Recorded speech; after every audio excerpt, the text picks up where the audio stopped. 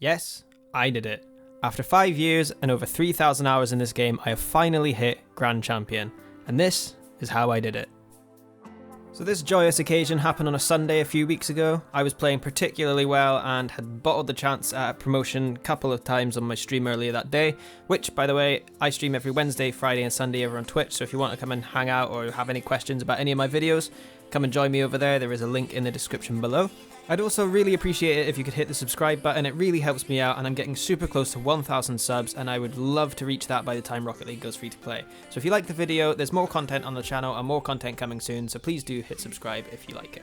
But what we're going to do just now is go over my Grand Champion promotion game to analyse how I played, what things I did differently to normal, and what made the difference between me being a Champ 2, Champ 3 player and a Grand Champion player. And we will evaluate all this at the end and provide a summary of all that I did and what you can do yourself to improve as well. So without further ado, let's get into the replay and have a look at what I did.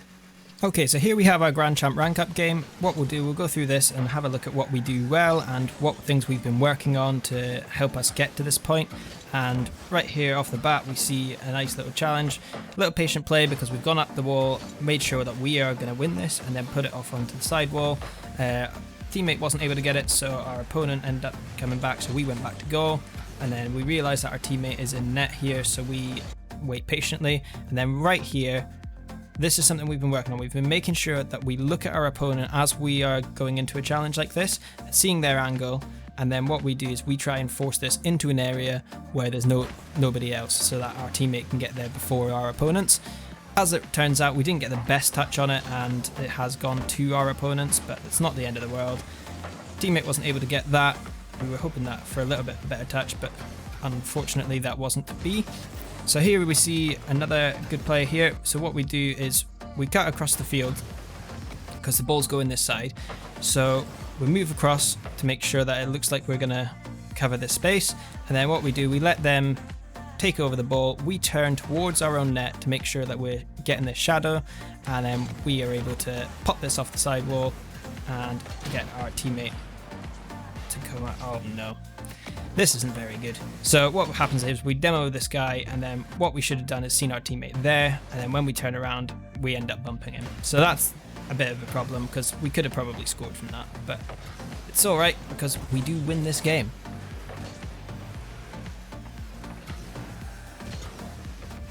So again, patient play. We're not diving into the challenges here. We previously, if we were in Champ 2, for example, we probably would have challenged this early.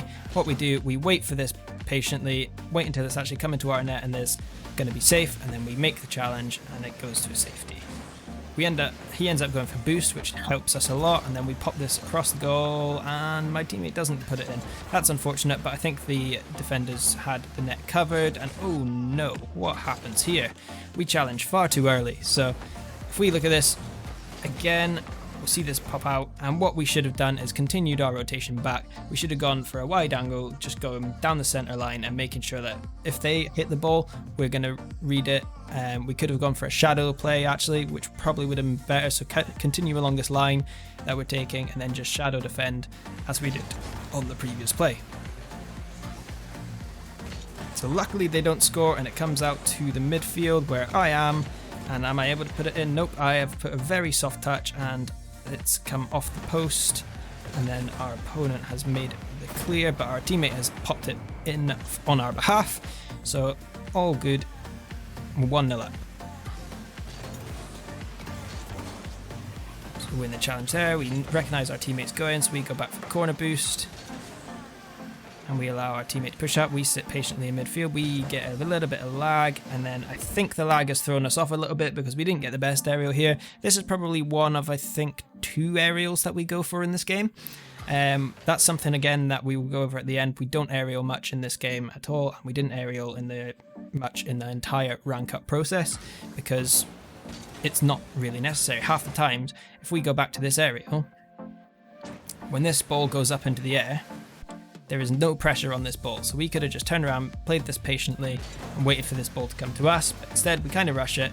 Once we realise that we can't get to it, what we do is we put it into an area where there's no one around, so our teammate can get back into position and we play it in a safe spot. So that's a lot of the things that we've been doing as well, making sure we're playing the ball into a safe space. And then here again, we've got a nice back post rotation, something that we've been doing as well, making sure we're going to back post, get into the net to make sure that we're covering as much of it as possible. And then we go back again, we go back post again, but then yikes, this is going to beat us, isn't it? This is the equalizer, I think. So what happens here is we push up a little bit too fast. We could have waited for this again on the goal line and made the save. Either that or we could have challenged a little bit earlier, but I think waiting for this to come in probably would have been the better play.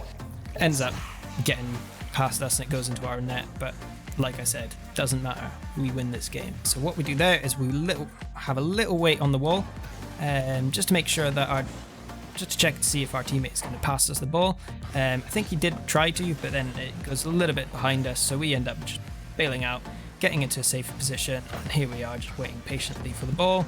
We don't get the angle that we wanted on that. We could have possibly scored it, but never mind. We end up keeping the pressure on, and then our opponents are actually able to take that away, which is a bit disappointing, but we'll get plenty more chances later.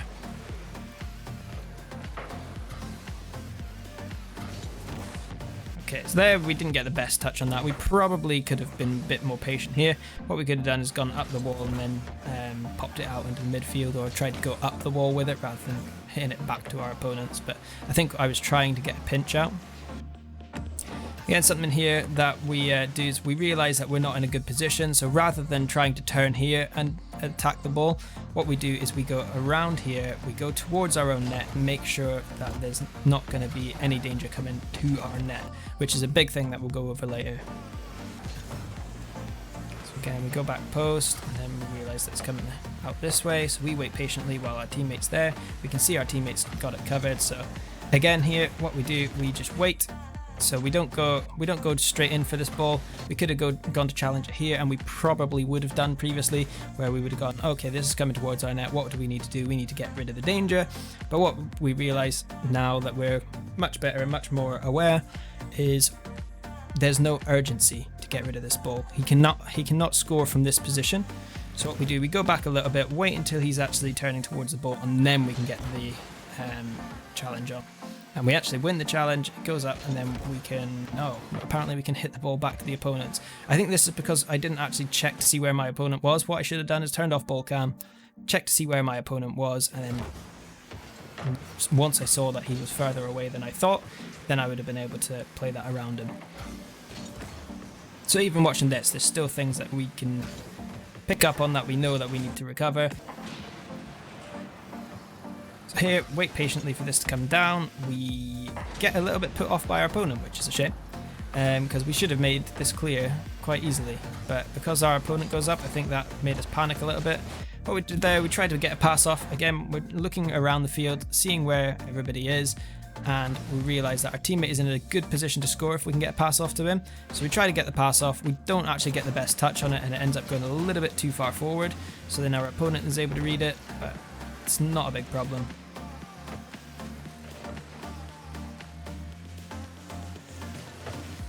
And again, we're playing patiently, waiting for the play to develop, and then allowing our teammate to get back into space.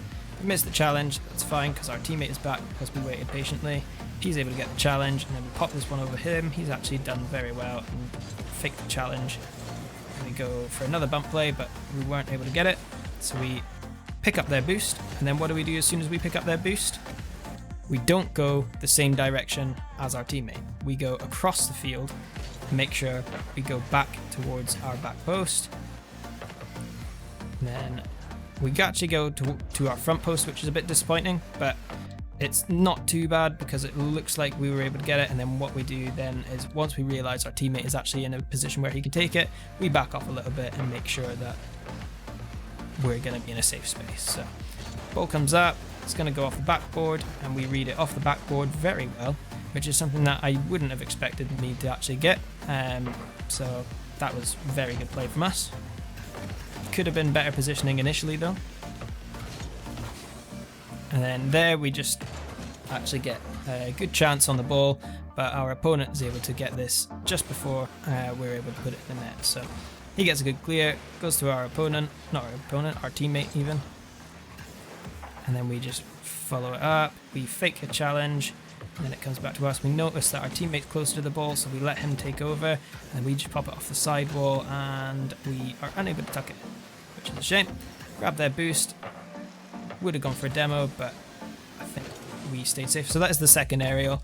And again, we've messed up the aerial. There's no pressure on this. We don't need to go up. We could have just left this, gone back and let our teammate deal with it. But we go up for the aerial and then we end up sending it back to our corner because that's where our teammate's heading. And here again. So what happens here? Teammate hits this, not teammate. Opponent hits this over our heads. So what do? We could have just gone up for the aerial. We could have tried to scramble back the same side of the ball, but nope. What we do, we take a wider approach. We go back towards our goal and then realize that we can actually make an attempt off the ball. And it's a lot more controlled. We're able to see a lot more of the field. If I had just gone straight in for this, then there's a lot less time that I have to actually react to it. Right there, I've got loads of time. I bait my opponent in, so he's actually taken out of the game. And now we move into overtime. So we just take up position over on this side because that's the most likely place where the ball is going to come. We go into a shadow position. We end up messing up our shadow position. So what we should have done is continued going back. But what we do, once we grab that boost, we move a little bit further forward away from the back wall. And that allows our opponent to hit it over our heads. But luckily our teammate was back and saved our skin. So we've put that nice and high. Our teammate unfortunately wasn't able to chase it onto it because I think he was grabbing boost. So what we do, we go and grab our boost because we know we've got the time because our opponent's miles away. Once we grab that boost, we go to our net, we go to our goal line, most importantly, to make sure that the ball isn't going to come in. And then we get a challenge on that, let our teammate take over, we get into a safety position, and then we pop it off that. Oh, we didn't get the goal. That's unfortunate. And then we try and keep the pressure on. We pop that ball off the backboard. Is this going to be the resulting play that goes into the goal? And I think it is, yeah. And there we go. Teammate tucks it in and we've got the win.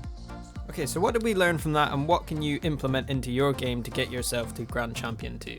First things first, patience. This is super important. There are many times in other games where I see myself rushing into challenges that I could have just delayed and got a better angle on the ball. Patience is one of the most important things to have in the game.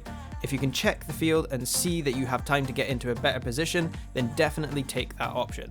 If we remember the few times that we lacked patience in this game, those were the times when there was the most danger on our own goal. Something that's kind of along the same lines as patience is defending corner plays. Too many times I would rush in to stop a play from coming into the close to our net by going to the ball instead of going towards net. Going towards your own goal to get a better angle on a corner read has been absolutely monumental for me to get up to Grand Champion. I will link an excellent video from Seabell which explains the approach that I take, and it's one of the videos that I think helped me the most get to Grand Champion. So I'll link that in the description below. Definitely check it out. It's definitely worth it. There's a training pack that he includes in there as well, and it's really, really useful. And thirdly, and I cannot stress this enough, stop going for aerials all the time. Honestly, in Champ 2, there are so many people flying around in the air. 90% of the time, you don't need to. You have more time, take a safer approach. It is much harder to control a high ball than a low ball, so take the easier option. Stay grounded unless you absolutely have to go up, and wait until the ball is at a point where it is easier to get a controlled hit. And that's it. Those are my 3 main tips to get you from Champion to Grand Champion. I really hope this was helpful to you, and if it was, then please do hit the like and subscribe buttons. It really does help me a lot. And as I said earlier, if you want to come and join me on streams, I stream every Wednesday, Friday and Sunday over on Twitch. There's a link to that in the description below. But thanks everybody for watching, and until next time, bye!